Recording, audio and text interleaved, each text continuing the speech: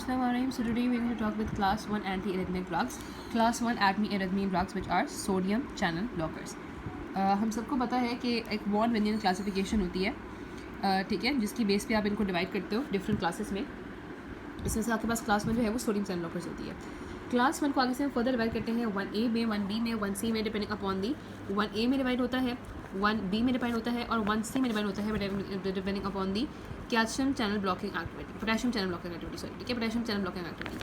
अब sodium channel blocking activity 1A में भी है, 1B में भी है, 1C में भी है. Potassium channel blocking activity 1A में है, ठीक है, 1A रखो, A1 है ना, तो दोनों को ब्लॉक करता है. लेकिन जो 1B है उसमें ये एक्टिविटी पोटेशियम चैनल ब्लॉकिंग वाली नहीं है, बल्कि पोटेशियम चैनल ओपनिंग आपके पास एक्टिविटी है, ठीक है, और यहाँ पे कोई भी इफेक्ट नहीं है. तो ये आपने याद रखना है. आपको पता है. अच्छा, अगर मैं थोड़ी सी यहाँ पे बात करूँ कि व्हाट इज दिस फेस, तो इस फेस में आपको बताना चाहिए कि ये आपका जो है ये इनिशियल अप स्ट्रोक है. सोडियम यहाँ पे क्यों हो रहा है, बिकॉज होता है fast sodium channel INA channel, funny sodium channel की वजह से यहाँ पे हो रहा है. उसके बाद यहाँ पे इनिशियल डिपोलाइजेशन होती है फेज 2, ये फेज 0 है, सॉरी, ये फेज 1 है, ठीक है. इनिशियल डिपोलाइजेशन होती है, फेज 2 आपका प्लेटो का फेज होता है. इनिशियल डिपोलाइजेशन में क्या होता है, आपके पोटेशियम चैनल खोलते हैं. फेज 2 के आपके पास कैल्शियम चैनल भी ओपन है, पोटेशियम चैनल भी ओपन है, लेकिन आपके पास दोनों साइमल्टेनियस चल रहा है. उसके बाद यहाँ पे जब डिपोलाइजेशन होती है तो फेज 3 आपका हो जाता है स्टॉप, और आपको जो है वो सिर्फ आपका आपका पोटेशियम चैनल जो है वो क्लोज हो जाते हैं, सॉरी, कैल्शियम चैनल क्लोज हो जाता है, पोटेशियम चैनल ओपन हो जाता है, हाइपर पोलराइजेशन होती है और आपकी एक्चुअली पोटेशियम लॉस होता है और आपके पास डीपोलराइजेशन होती है, यहाँ पे आ जाता है. और आपके पास 4 में क्या होता है, 4 के टाइम पे इस टाइम पे आपने रखना है कि तीनों चैनल्स ओपन हुए होते हैं.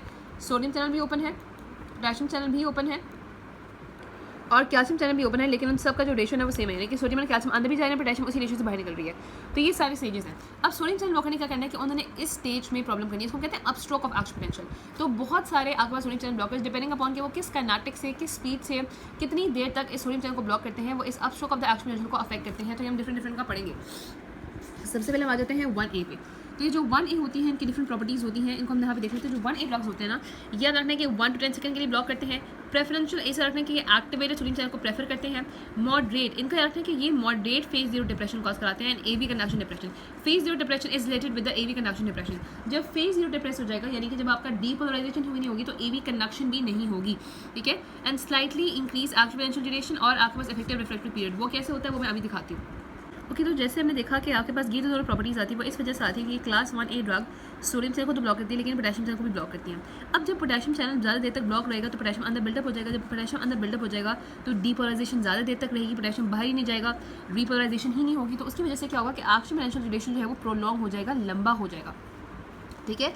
ये 1A ड्रग की प्रॉपर्टी होती है. अच्छा, उसमें हम यहाँ पे 1A ड्रग में बात कर लेते हैं इंपॉर्टेंट आपकी जो है वो ड्रग्स की. जैसे आपके पास प्रोकेनामाइड है, प्रोकेनामाइड के अब यहाँ पे प्रोकेनामाइड है, क्विनाडीन है और डाइसोपायरामाइड है, ठीक है. इसके कार्डियक इफेक्ट्स क्या होते हैं देखो. इट प्रोलॉन्ग्स एक्शन पोटेंशियल और ये डिसोस कर देती है सोडियम चैनल से फिर इंटरमीडिएट काइनेटिक्स, ठीक है. अब देखो हमने कहा कि स्लो करती है upstroke of the action potential, slows the conduction. Obviously आप देखो कि आपके पास अपस्ट्रोक ऑफ एक्शन पोटेंशियल को स्लो तो कर रही है और कंडक्शन को भी स्लो करिए, ठीक है. उसके बाद सेकंड इफेक्ट होता है इसका जो है ना, आपके पास प्रोकेनामाइड की अगर हम बात करें तो इसकी एक non specific potassium channel blocking activity सबकी होती है, लेकिन प्रोकेनामाइड की खास तौर पर होती है विद द नैपा. नैपा होता है एन एसिटाइल प्रोकेनामाइड, जो कि आपके पास बन जाता है जब इसकी एसिटाइलेशन होती है. तो इसमें भी स्लो और फास्ट मेटाबोलाइटिस होता है. जो स्लो मेटाबोलाइटिस होता है उनमें यहाँ पे बिल्डअप हो जाता है ये. तो ये आपके पास नैपा इनके पास इसके पास होता है, पोटेशियम चैनल ब्लॉकिंग एक्टिविटी सबके पास होती है. और इसकी वजह इसमें QRS कॉम्प्लेक्स भी जो है ना वो ब्रॉड हो जाता है, लंबा हो जाता है ऑन द ECG, क्योंकि आपके पास सोडियम चैनल जो है वो ज़्यादा कहाँ पे होते हैं, वेंट्रिकल्स में होता है. देखो QRS कॉम्प्लेक्स के साथ यहाँ पे B वेव आ रही है, यहाँ पे आपके पास जो है वो QRS आ रहा है, फिर आपके पास यहाँ पे T वेव है, ठीक है. तो ये P वेव है, यहाँ पे Q और R और S है और ये T वेव है. अब आपको बताना चाहिए कि P वेव जो है वो क्या शो करी है, एट्रियल आपके पास यहाँ पे डीपोलराइजेशन है, फिर एट्रियल डीपोलराइजेशन नहीं होती है, यहाँ पे वेंट्रिकुलर डीपोलराइजेशन और वेंट्रिकुलर डीपोलराइजेशन शो हो रही है. अब देखो जब सोडियम चैनल ब्लॉक हो गए, वेंट्रिकुलर डीपोलराइजेशन नहीं हो रही, तो यहाँ पे ये तो लंबा हो जाएगा और इस तरह से हो जाएगा आपके पास कि ये इस तरह का चैनल हो जाएगा, या आपका इस तरह से हो जाएगा, ठीक है. और इस तरह के बाद आपके पास इवेंचुअली आप देखोगे कि आपको क्या नजर आएगा, इस तरह की बात इवेंचुअली आपको इस तरीके से नजर आएंगी. इसको क्या कहते हैं, इनको कहते हैं टॉर्सिडीज दे पॉइंटीज, क्योंकि आपके पास यहाँ पे QRS कॉम्प्लेक्स प्रोलॉन्ग हो जाए. QRS कॉम्प्लेक्स प्रोलॉन्ग की वजह से इवेंचुअली क्या हो रहा है, QT इंटरवल प्रोलॉन्ग हो रहा है ना, QT इंटरवल लंबा हो रहा है. तो QT जो इंटरवल है वो प्रोलॉन्ग हो रहा है, लंबा हो रहा है. और ये इस वजह से हम कह रहे हैं कि जितनी भी ड्रग्स होती है ना ये प्रो एरिथमिक ड्रग हैं, क्योंकि QT इंटरवल को प्रोलॉन्ग करा रही है, चाहे प्रोकेनामाइड हो, चाहे वो क्विनाडीन हो, चाहे वो आपकी दूसरी ड्रग हो जो डाइसोपायरामाइड है. इसके अलावा इनका डायरेक्ट AC और AV नोड पे डिप्रेशन इफेक्ट भी होता है, तो ये कार्डियक पेसमेकर एक्टिविटी को भी रिड्यूस करते हैं. अगर हम प्रोकेनामाइड करेंगे तो इसके एक्स्ट्रा कार्डियक इफेक्ट में गैंग्लियन ब्लॉकिंग एक्टिविटी है. और थेरेप्यूटिक यूजेस प्रोकेनामाइड के मेनली याद रखना है कि प्रोकेनामाइड को मेनली एट्रियल और वेंट्रिकुलर एरिथमिया में यूज़ किया जाता है, क्योंकि अच्छा लेकिन इसका इतना ज़्यादा नहीं यूज़ किया जाता है. इसकी हाफ लाइफ शॉर्ट होती है, 3 to 4 आवर्स तक की होती है प्रोकेनामाइड की, और इसको हमें दोबारा देना पड़ता है. लेकिन अगर हम देखें ना तो प्रोकेनामाइड का जो मेन यूज़ होता है ना वो आपके पास होता है वेंट्रिकुलर एरिथमियास में, ठीक है. मेनली प्रोकेनामाइड को जो है वो वेंट्रिकुलर एरिथमियास में प्रेफर किया जाता है. और आपके पास जो है ना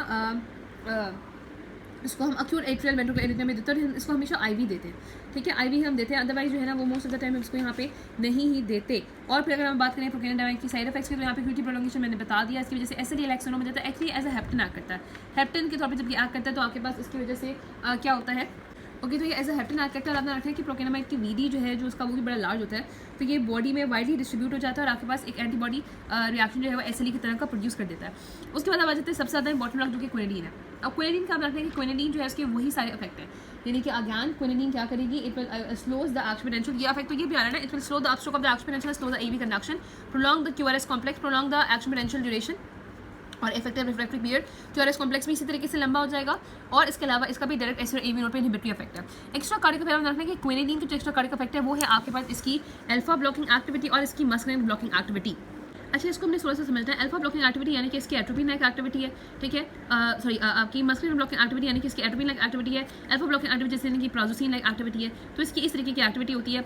अब देखो, अब मैं रखना है कि इसको क्योंकि ये अल्फा ब्लॉकिंग एक्टिविटी होती है तो इसका मतलब ये क्या है, ये आपके पास हाइपोटेंशन और रिफ्लेक्स की गाड़ियाँ कॉज कर सकती है। मस्कुलिन ब्लॉकिंग एक्टिविटी की वजह से ये हार्ट रेट बढ़ा सकती है। तो ये एक ऐसी ड्रग है जो कि आप टेकीकार्डियाज में नहीं दे सकते। ये ऐसी भी ड्रग है जो कि टेकी एरिथमियास को प्रेसिपिटेट कर सकती है। तो आपने रखना है कि सारी ड्रग्स वो एरिथमिक है, इन सबको जब भी हमने यूज़ करना है तो बहुत एहतियात से यूज़ करना है। अब मेनली वो कहते हैं कि इसको हम यहाँ पे एट्रियल फिब्रिलेशन में, एट्रियल वेंट्रिकुलर फिब्रिलेशन में यूज़ कर लेते हैं। प्रोकेनामाइड हमने देखा था कि उसको मैं यहाँ पे इसका मेंशन है इसके यूज़ में कि इसको हम यहाँ पे यूज़ करते हैं जो है ना वो आपके एट्रियल और वेंट्रिकुलर एरिथमियास में और एवी जंक्शन एरिथमियास में, और आगे हमने देखेंगे एंटीमलेरियल यूज़ भी है। लेकिन इसको हम यहाँ पे यूज़ करते तो किस तरह से यूज़ करना है। अब देखो, हमने कहा कि आपके पास इसमें जब आपके पास एरिथमियास जब हार्ट की वो बढ़ जाती है ना, आपके हार्ट की जो है ना वो एक्टिविटी बढ़ जाती है, तो उसकी वजह से क्या होता है कि आपके पास ज़्यादा इम्पल्स जाती है from the SA node to V AV node, SA node से एवी नोड में इम्पल्स ज़्यादा जारी होती है। तो हम क्या करते हैं कि हम पहले एवी नोड को स्लो डाउन कर देते हैं ताकि इसकी वजह से टेकीआर्रिथमिया की चांसेस ना हो। जब भी आप कभी दोगे हमेशा इसको आफ्टर डिजिटलाइजेशन देते हो। डिजिटलाइजेशन का क्या मतलब है कि उसको हम डिजिटलिस देते हैं पहले उस पेशेंट को, ताकि एवी नोड की जो एक्टिविटी है वो थोड़ी सी स्लो हो जाए, फिर हम ये ड्रग उसको एडमिनिस्टर करते हैं, ठीक है। तो एट्रियल फिब्रिलेशन में इस तरीके से देते हैं। अब हम आ जाते हैं आपके पास क्विनिडीन के एडवर्स इफेक्ट। तो क्विनिडीन के एडवर्स इफेक्ट में यहाँ पे होता है सिंक्रोनिज्म। अब सिंक्रोनिज्म क्यों होता है, देखो सिंक्रोनिज्म कहते हैं सिंक्रोना बार की वजह से, क्योंकि वहाँ से डिराइव होता है। अब सिंक्रोनिज्म में आपने रखना है कि आपके पास जितने भी इफेक्ट्स इस वजह से होते हैं कि आप मिक्स अल्फा ब्लॉकिंग एक्टिविटी और मस्कुलिन ब्लॉकिंग एक्टिविटी है। अल्फा ब्लॉकिंग एक्टिविटी की वजह से आई पे अगर हम देखें, आई पे इसमें अमायोसिस होती है, इसमें ड्रेसिस होती है।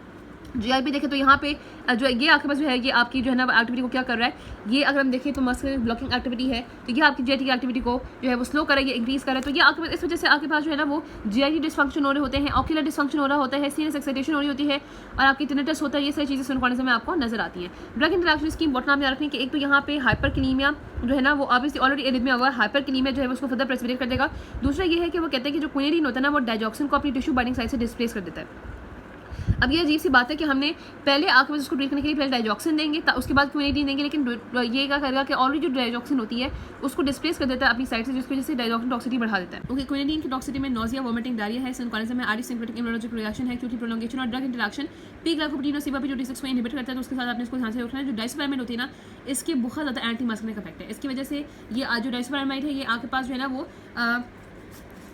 कॉज करती है आपकी जो है वो ये जो है ना ये आपकी पेरिफेरल वेसोकंस्ट्रक्शन भी कॉज करती है, और इसका नेगेटिव आइनोट्रोपिक इफेक्ट भी बहुत ज़्यादा है, क्योंकि इसके हमने बताया कि इसकी एंटी मस्कुलिन एक्टिविटी जो है वो सबसे ज़्यादा है। तो ये आपके पास ये कॉज कराती है। उसके बाद अगर हम यहाँ पे मैंने फार्माकोकाइनेटिक्स की बात करी थी, हमने बता दिया यहाँ पे क्विनिडीन को हम ओरल दे सकते हैं, क्विनिडीन ग्लूकोनेट की फॉर्म में, और जो नैपा होती है जो आपके पास बन जाती है प्रोकेनामाइड से, वो किडनी से रिलीज हो जाती है। और डाइसोपरामाइड में रखते हैं कि हाफ ड्रग जो है वो किडनी से निकलती है, और बाकी अनचेंज जो है वो निकल जाती है आपके जो है वो किडनी से निकल जाती है। अब हम आ जाते हैं ड्रग 1B पे। अब जो 1B ड्रग है ये अपना रखना है कि ये जो ब्लॉक करती है सोडियम चैनल को वो लेस देन 1 सेकंड के लिए करती है, ठीक है। मिनिमम फेज 0 डिप्रेशन होता है, बहुत कम फेज 0 डिप्रेशन, बिल्कुल लेस देन 1 सेकंड के लिए करती है। फिर प्रेफर ये करती है इनएक्टिवेटेड चैनल्स को एज कम्पेयर टू दैट। अब क्योंकि ये मिनिमम फेज 0 डिप्रेशन कॉज करा रही है तो उसकी वजह से मिनिमम एवी कंडक्शन भी होगी। और आप देखोगे कि क्योंकि आपने रखा है कि 1B जो है वो पोटेशियम चैनल ओपनर से, जब वो पोटेशियम चैनल को ओपन कर देते हैं पोटेशियम सेल से बहुत ज़्यादा बाहर निकल जाएगा, क्या हो जाएगा, हाइपर पोलराइजेशन हो जाएगी। जब हाइपरपोलराइजेशन होती है तो मानना कि उसकी वजह से क्या होगा कि आपका एक्शन पोटेंशियल जो है वो शॉर्ट हो जाएगा और इफेक्टिव रिफ्रैक्टिव पीरियड भी डिक्रीज हो जाएगा।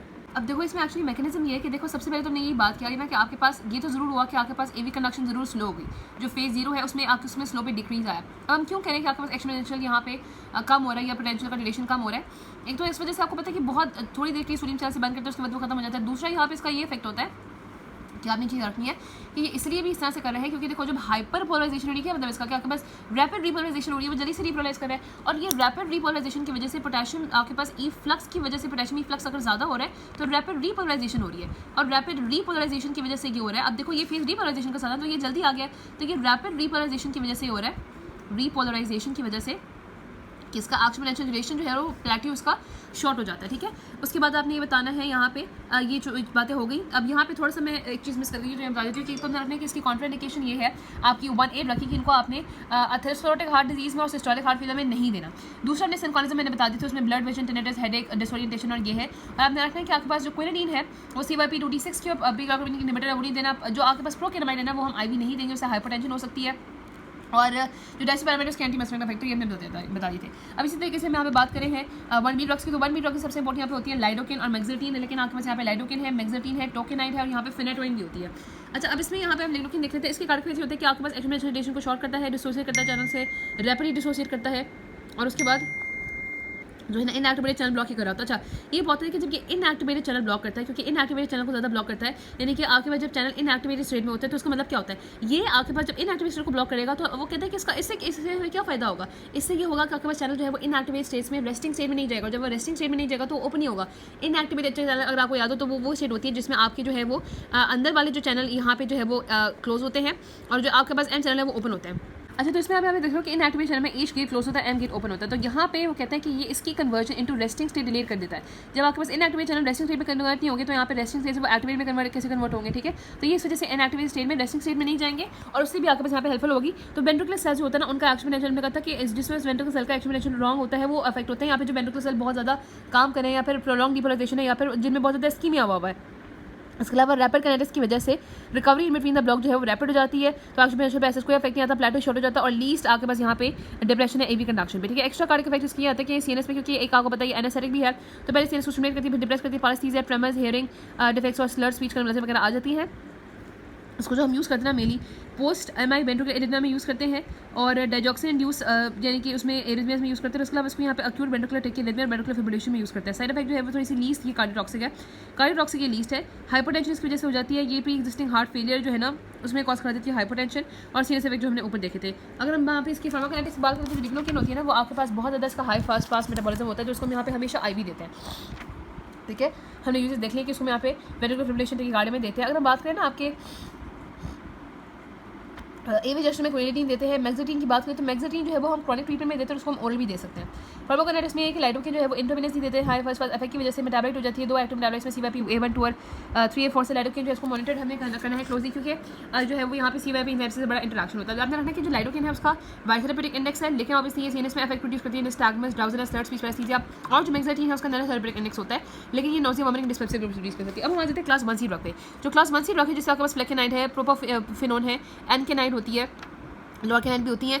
इनका क्या मैकेनिज्म है, इसमें हमने कहा था कि देखो 1 की वजह से सोडियम चैनल ब्लॉकेट तो है, लेकिन C की वजह से पोटेशियम चैनल पे कोई भी इफेक्ट नहीं है, लेकिन सोडियम चैनल जो है वो 10 सेकंड तक ब्लॉक रहते हैं, इवन मोर देन 10 सेकंड्स तक यहाँ पे ब्लॉक रहते हैं। इतना ज़्यादा आपके पास यहाँ पे जो है वो इनका ब्लॉक होता है, आपके पास सोडियम चैनल का बहुत ज़्यादा ब्लॉक होता है। तो उस वजह से क्या होता है कि आपके पास जब ये मार्क्ड ब्लॉक करेंगे सोडियम चैनल को तो they will cause marked phase 0 depression, और खासतौर पर परकिंजी फाइबर्स के अंदर और आपके उसके अंदर। आपने रखना है कि इनको आपने कभी भी बस ये रख लो कि 1C को कभी भी स्ट्रक्चरल हार्ट डिजीज़ में नहीं देंगे, स्ट्रक्चरल हार्ट डिजीज़ में नहीं देंगे, लेफ्ट वेंट्रिकुलर हाइपरट्रोफी में, हार्ट फेलियर में, एथेरोस्क्लेरोटिक हार्ट डिजीज़ में नहीं देंगे। आगे हम देखेंगे, आगे जब इसकी हम यूज़र बताएंगे तो हम साथ देखेंगे कि स्ट्रक्चरल हार्ट डिजीज़ में नहीं, ठीक है। अच्छा, अब सेकंड क्या करें कि ये आगे बस सप्रेस कर रहा है फेज 0 अपस्ट्रोक को मार्केटली सप्रेस कर रहा है, खासतौर पर परकिंजी और मायोकार्डियल फाइबर्स में। इसकी वजह से ऑब्वियसली ऑटोमेटिसिटी रिड्यूस हो जाएगी। जब सोडियम चैनल इतने ज़्यादा ब्लॉक हो गए तो वो ऑटोमेटिसिटी कैसे रहेगी, वो नहीं होगी ना। इसके अलावा आपके पास सेचुरेशन पोटेंशियल बढ़ जाएगा बहुत ज़्यादा, और इसके अलावा फ्लेकेनाइड की थोड़ी सी पोटेशियम चैनल ब्लॉकिंग एक्टिविटी भी होती है। ये देखा गया था यहाँ पे एक ट्रायल किया गया था जिसको यहाँ पे कहते हैं कार्डिक इरिथमिया सप्रेशन ट्रायल। उसमें देखा गया था कि जो फ्लेकेनाइड होता है क्योंकि वो भी पोटेशियम चैनल को भी ब्लॉक करता है, तो इवन के जो लोग प्लेसिबो रिसीव कर रहे थे ना उनमें ज़्यादा अच्छा इफेक्ट आ रहा था एज कम्पेयर टू फ्लेकेनाइड, क्योंकि फ्लेकेनाइड 2.5 टाइम जो है वो टॉक्सिटी आपके पास क्या कह सकते हैं कि आपकी जो है ना रेजिस्टेंट केस में यूज़ तो करते हैं, लेकिन 2.5 टाइम मोर्टेलिटी बढ़ा देता है। प्लेसिबो से भी ज़्यादा अच्छा इफेक्ट जो है ना वो प्लेसिबो का इससे भी ज़्यादा अच्छा इफेक्ट आ रहा था। उससे बेहतर ये था हम ड्रग नहीं दें। तो ये कहाँ से था, कार्डिक इरिथमिया सप्रेशन ट्रायल, उसमें देखा गया था। खैर यहाँ पे फ्लेकेनाइड का पोटेशियम चैनल ब्लॉकेट एक्टिविटी भी होती है, ये डिलीशन एक्शन चैनल को प्रोलॉन्ग कर लेता है। और अगर हम प्रोपोफिनोन की बात करें तो इसकी पोटेशियम चैनल ब्लॉकेट एक्टिविटी नहीं, लेकिन इसकी वीक बीटा ब्लॉकिंग प्रॉपर्टीज होती हैं। फ्लेकेनाइड को यूज़ करते हैं FCR को एट्रियल फ्लटर फिब्रिलेशन में, अगेन जिसमें स्ट्रक्चरल हार्ट डिजीज नहीं है, और रिफ्रैक्टरी मेनिकल इरिथमिया में, अगेन जिसमें स्ट्रक्चरल हार्ट डिजीज नहीं है। प्रोपोफिनोन को यूज़ करते हैं आपने पीछे रखते हैं तो पोस्ट पैराक्सिसमल सुप्रामेनिकल टैकिकार्डिया, इसके अलावा एट्रियल इरिथमिया में जिसमें स्ट्रक्चरल हार्ट डिजीज नहीं है। फार्माकोकाइनेटिक्स यही है कि फ्लेकेनाइड जो है वो ओरली वेल एब्जॉर्ब है, CYP2D6 में मेटाबोलाइज हो जाती है, रीनली एक्सक्रीट हो जाती है, और प्रोपोफिनोन जो है वो एक्टिव मेटाबोलाइट्स में कन्वर्ट होती है A1 2 से 3 A4 से यूरिनल फ्री से में 3 होती है। एडवर्स इफेक्ट की बात करें तो फ्लेक्राइड है वो जनरली वेल टॉलरेटेड है। ब्लड विजन इसकी वजह से हो जाते हैं डिजीनेस नोजिया यहाँ पे नोजिया और वॉमिटिंग नहीं है, विजन की प्रॉब्लम है और डिजीनेस है। और जो आपकी ऐसा रखना कि क्योंकि आपके पास प्रोपाफेनॉन की बीटा ब्लॉकिंग एक्टिविटी है तो बस ये ब्रोंकोस्पैज्म कॉज कराती है और ये भी इनहिबिटर है ग्लाइकोप्रोटीन की, तो आपने इसको ध्यान से देना है। अब यहाँ पे अगर हम इस चार्ट में देखें तो इसमें क्या इफेक्ट आएगा, इसमें यहाँ पे ऐसे अगर हम देखें ना, अब इसका इफेक्ट अगर आप देखोगे तो देखो फेज 0 की बहुत ज़्यादा डिप्रेशन कॉज कराएगा, ठीक है, बहुत ज़्यादा डिप्रेशन कॉज कराएगा। लेकिन आपके पास अगर हम देखें तो इसका जो है वो टाइम जो है ना वो उतना ही रहता है, ठीक है। अगर हम देखें एक्सपोनेंशियल पे या प्लेट्यू पे ऐसा कोई इफेक्ट नहीं है, ठीक है, एक्सपोनेंशियल पे प्लेट्यू पे कोई इफेक्ट नहीं है। जो 4 मेन इफेक्ट है वो यही होते हैं कि इसकी वजह से मार्क फेज 0 डिप्रेशन होती है, मार्क फेज 0 डिप्रेशन होती है। उसकी वजह से क्या होगा, आपकी ऑटोमेटिसिटी रिड्यूस हो जाती है और थ्रेशोल्ड पोटेंशियल जो है वो बढ़ जाता है, ठीक है, और ऑटोमेटिसिटी रिड्यूस हो जाती है। और बस आपने एडिशनल पॉइंट याद रखने हैं कि जो फ्लेकेनाइट है उसका जो है वो आपका पोटेशियम चैनल ब्लॉकेट इफेक्ट है, तो उसका थोड़ा सा एक्सपोनेंशियल ड्यूरेशन उसमें थोड़ा सा आपके पास यहाँ पे जिसका भी पोटेशियम चैनल ब्लॉकेट इफेक्ट होता है उसमें थोड़ा सा एक्सपोनेंशियल लंबा हो जाता है, बस थोड़ा सा आपके पास लंबा होता है। बाकी जो फ्लेकेनाइट है सॉरी अगर हम बात करें आपकी जो है वो प्रोपाफेनॉन की, तो प्रोपाफेनॉन की थोड़ी सी बीटा ब्लॉकिंग एक्टिविटी होती है जिसकी वजह से हमने एडवर्स इफेक्ट देखा है कि उसकी वजह से ब्रोंकोस्पैज्म हो जाता है। ओके, कुछ इंपॉर्टेंट बातें जो हमने मिस कर ली अब हम दोबारा से यहाँ पे कैल्शियम से भी देख लेते हैं। देखो हमने बात की थी कि जो आपके पास क्लास 1A ड्रग्स होते हैं, ये सारी बात की थी कि इनके यहाँ पे एडवर्स इफेक्ट होते हैं। इसमें एक इंपॉर्टेंट है कि अगर इनकी टॉक्सिसिटी इनकी ओवरडोज हो जाए तो उसकी टॉक्सिसिटी हम क्या यूज़ करते हैं, तो इनकी ओवरडोज के लिए हम यहाँ पे यूज़ करते हैं sodium lactate to reverse the drug induced arrhythmias, और हम यूज़ करते हैं प्रेशर सिम्पैथोमिमेटिक्स, ठीक है, to reverse the drug induced hypertension, ठीक है, ये हम यूज़ करते हैं। ड्रग इंटरेक्शन भी आपको बताना चाहिए, मैंने बता दिए थे कि हाइपरकिनेमिया फर्दर प्रेसिपिटेट करता है और क्विनिडीन जो है वो डिजिटालिस को डिस्प्लेस कर देता है प्लाज्मिक बाइंडिंग साइट से टिश्यू बाइंडिंग साइट, जिसकी वजह से फर्दर प्रॉब्लम हो सकती है, ठीक है। उसके बाद हम यहाँ पे 1B की बात की थी। देखो 1B हमने बता दिया था कि आपके पास जो अच्छा मैक्सेटिन का ये था कि मैक्सेटिन हमने कहा था ना कि आपके पास यूज़ होती है सेम उसकी इंडिकेशन है जैसे लाइडोकेन है, लेकिन मैक्सेटिन कुछ न्यूरोपैथिक पेन में भी यूज़ होती है। और अब रखना कि जो आपके लाइडोकेन है वो हमने कहा था कि हम IV देते हैं, लेकिन IM भी दे सकते हैं। ओरली इसलिए देते हैं, दो वजह होती है कि ओरली नहीं देते, एक तो उसका हाइपर इफेक्ट होता है, दूसरा वो कहते हैं कि वजह से कुछ कार्डियोटॉक्सिक मेटाबॉलिट बन जाता है, ठीक है। अच्छा, बाकी हमने कहा इसके एडवर्स इफेक्ट में वही है कि CNS की तरह के लोकल एनेस्थेटिक की वजह से हैं, की तरह के एडवर्स इफेक्ट हैं। CNS वाले आपका कार्डियोवैस्कुलर डिप्रेशन है और एलर्जी है। और फ्लेकेनाइड में यहाँ पे जो सबसे इंपॉर्टेंट बात जो हमने मिस कर दी, जो हमने सही से नहीं लिखी, वो आपके पास यहाँ पे है इंपॉर्टेंट इसके बारे में, यानी कि आपका जो कास्ट था, कास्ट में यहाँ पे ये बात है कि यहाँ पे जो टेरेटोरियल तो उसमें MI जो आपके पास सर्वाइवर्स है ना। अच्छा, रखना कि सबसे ज़्यादा प्रो एरिथमिया का इफेक्ट किसका है, फ्लेकेनाइड का सबसे ज़्यादा जो है वो 1C ड्रग्स का है। अब क्यों, क्योंकि जब आपने कास्ट किया गया तो इसमें देखा गया कि जब MI सर्वाइवर्स को हमने यहाँ पे ये ड्रग दिया, इवन हमने कहा कि हमने इसको लास्ट चॉइस ड्रग दिया, तब भी क्या हुआ कि आपके पास प्लेसिबो से भी ज़्यादा इनका मोर्टेलिटी रेट था। एक्चुअली मैंने यही बताया था, ठीक है। तो बस में यहाँ पे ये बात मिस हो गई कि जो MI सर्वाइवर्स है उनमें ही दिया गया था, तो इसमें अभी इसको सिर्फ डिस्ट्रिक्ट कर दिया जाता है ओनली इन दोज केसेस जहाँ पे कोई भी और ड्रग रिस्पॉन्ड नहीं करी। बाकी हमने कहा है कि इसकी भी जो है वो CNS लोकल एनेस्थेटिक की तरह की CNS टॉक्सिसिटी है। हमने बताया था यहाँ पे nausea, vision problem and dizziness है। बाकी हमने रखना है कि हर किसी की टॉक्सिसिटी में, हर किसी की ड्रग इंटरेक्शन में हाइपरकिनेमिया जरूर आएगा, क्योंकि हाइपरकिनेमिया हमेशा एरिथमिया को प्रेसिपिटेट करता है।